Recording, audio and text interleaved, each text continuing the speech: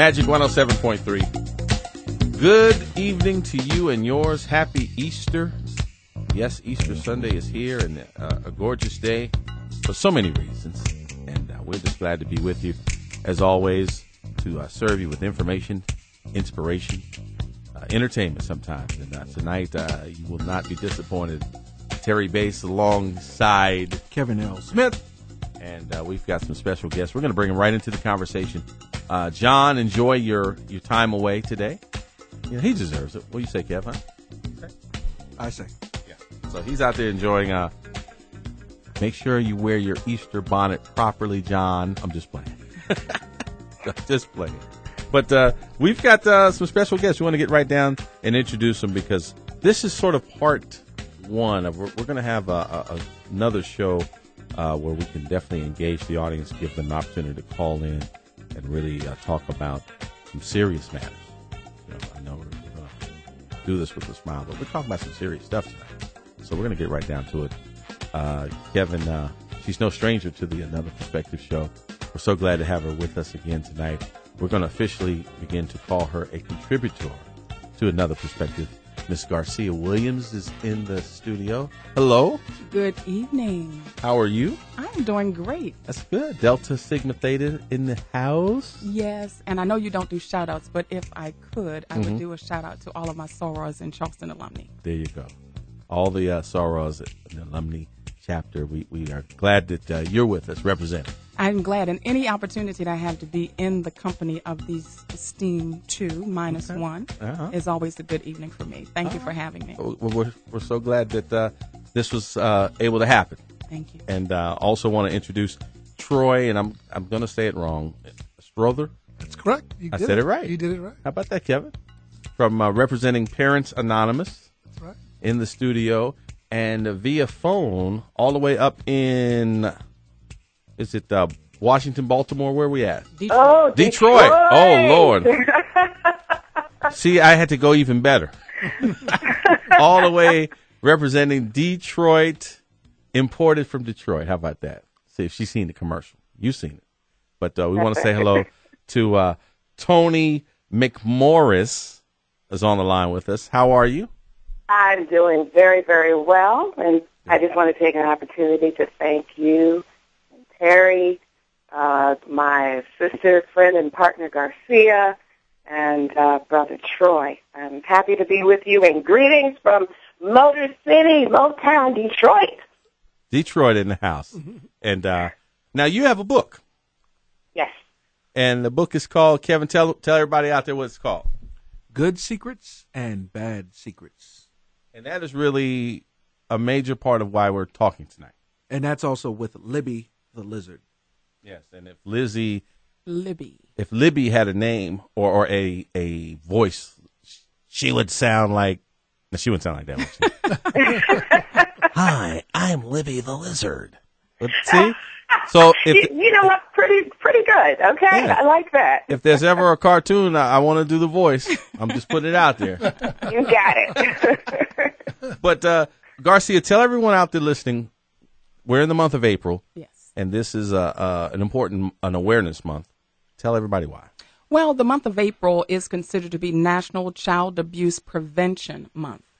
And various organizations throughout the Low Country as well as across the nation are putting forth efforts to engage in some dialogue or training on issues related to child abuse and what we can do to stem the tide of that in our communities.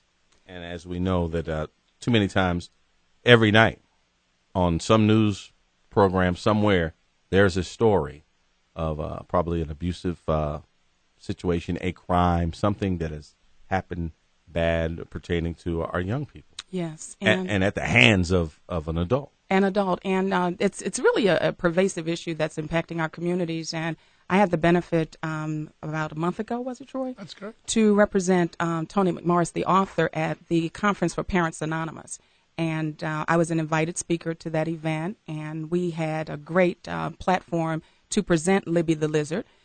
We had a bedtime story time, and I read to the children, and I was also featured as a keynote. But the issues that we realized in the dialogue with most of the parents are things that need to be addressed in a big way. And the organization Parents Anonymous does that. And I think Troy and his leadership has taken the South Carolina affiliates through tremendous strides, according to what I learned that weekend in observing him. So Parents Anonymous, I think, is a great organization. I wanted to be able to share that with you. And speaking of Parents Anonymous, Troy, why don't you tell us a little bit about that organization for those who are not aware of it? Sure, and thank you, and good evening to everyone. Parents Anonymous is a mutual support group for adults, for parents who are struggling in any capacity. We meet parents where they are, but certainly to get help for some of the struggles that they're having. And we know that economics, we know that stresses of jobs and high prices of gas and all the plethora of things that we go through lends itself for parents to sometimes take out those frustrations on the most vulnerable, and that's our children. And so Parents Anonymous runs mutual support groups in 19 counties throughout the state, with working with parents where they are, where they can talk about some of the issues and things that they're going through. Again, as we have this wonderful opportunity to work with Libby the Lizard, we know that parents, as well as children who are hearing this story, are able to become self-aware and then correct themselves. Parents helping parents. There's a facilitator in the room, but the facilitator is really just there to make sure the quality of the meeting is going. But parents are the ones that are leading the conversation, and through that, they help themselves. Well, with the book, Good Secrets and Bad Secrets, has Parents Anonymous done anything with the book? Is there any incorporation in some of the things that you guys are doing? Absolutely. We are two things we're doing. We're looking at making sure that all of our affiliates, through a grant, will have the opportunity to have those books at their sites. Already, we've gotten people to invest in those in some of our counties, and we already know that, again, through the reading of this book, not just for the children to become self-aware, but the parents are also becoming aware about their need to take responsibility and to better parent and be better parents. And in instances where they need to self-report or to say something, and in also instances where they need to correct their own behavior. Because, again, Parents Anonymous is about meeting parents where they are, wherever that is. And Toni, Detroit Yes. City. Yes. The book itself, give us a little bit of your inspiration, if you can, or if you will. How did this all come about from your perspective? Well, thank you, and I'd really like to share this story, brief story with you, a story of truth and honesty. When I was 16 years old, I was attacked. I was going to high school and also working a part-time job, and my boss lured me into his office and attacked me. It was a very, very painful time in my life, and although I escaped from that office, it still left me scarred. I went home, and I did not share what happened with my mother. And it wasn't because my mother was not a good mother. It was because I did not want to disappoint her. As we know, there are children who have fear, feelings of shame and embarrassment. There are different reasons why things happen to children, abuse and bullying, and they don't share it. Sometimes children, like when this situation happened to me, I didn't want to hurt my mother. I did not want her to cry. I did not want her to be angry, and I thought that I could handle the situation on my own. As a result of that, I went through the next 30-some-odd years holding on to this pain, and now being able to release that, being able to find closure, healing, forgiveness for something that happened to me when I was 16 years old. So it's been a journey, a personal journey for me, but it's also an opportunity for me to make a meaningful contribution to our families by empowering children. And it's through organizations and collaborations with Garcia, with yourselves, at Magic 107.3, Parents Anonymous, that we can look at a character like Libby the Lizard and know that she has been created. She's a child-focused character for awareness, prevention, and intervention of child abuse and bullying, and it opens up the door for us to talk about all of those things that present dangers, threats, and harm to children, whether it comes from adults or from other children. So we want to build this entire community, wrap our arms around children, begin talking to them.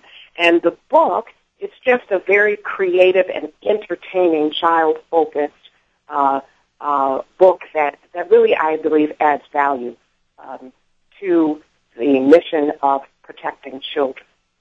Now, Toni, I was looking through the book and see the great illustrations as well as the way that you have written it so that it can open a dialogue with between the family members and their children, or parents and their children, or whoever the guardians may be. I think, though, that there is some freedom in sharing a little bit of what you're doing now because of such a traumatic experience. I think some people may feel that that would be something that would hinder you in moving forward in life. But it's interesting to see that you're doing some great things in life. And I'd like to know a little bit, maybe you can share that with the audience, about what you're currently doing and how the work that you're doing ties into Libby the Lizard in the book.